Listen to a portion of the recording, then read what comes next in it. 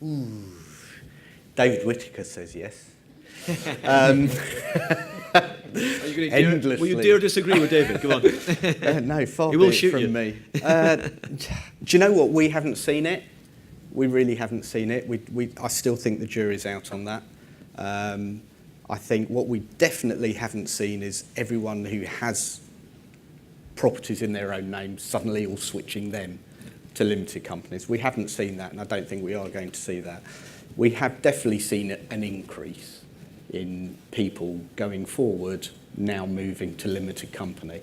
But there's a lot of people who believe that the government will change their stance on that, or a future government. I'm not so sure.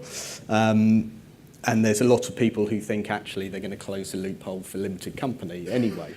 Again, I'm not so sure on that. But I just think there's still a lot of confusion and conjecture, and I think an increase, yes, but whether or not it's the de facto thing going forward, I'm not so sure.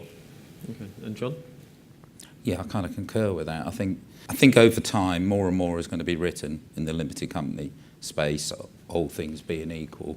None of us really know what's going to happen in terms of future governments and how they view this market, apart from, I think, once the Chancellor sees an income stream coming in.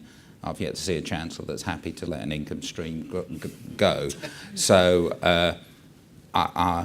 as optimistic I am as a person to believe that a Chancellor's going to backtrack on some of the pieces that have gone through in the past few years and let go income, I just don't see happening. But I still think for the foreseeable future there's a place in the market for both as well. And we shouldn't just suddenly forget all about people who want to take out a buy-to-let to maybe prop up their retirement or whatever, because there's still that need out in the market. The housing situation in this country is reliant on the private rental sector.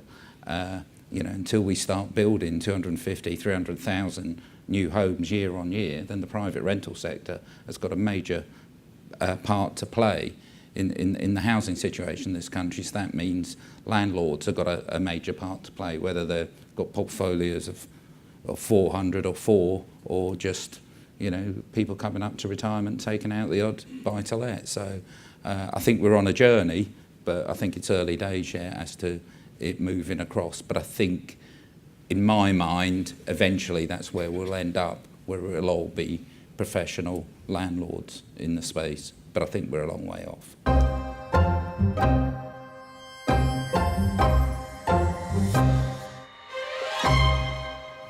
I think there will definitely be reflection points now that weren't there, clearly. But when you've got tax, stamp, and these changes, they're going to make you sit down and say, where am I best putting my cash?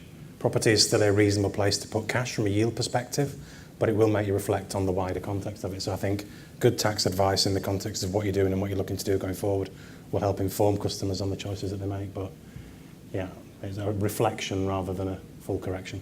Okay. Thank you, gentlemen. Could I ask you, audience, to say thank you very much to the panel for their contributions today?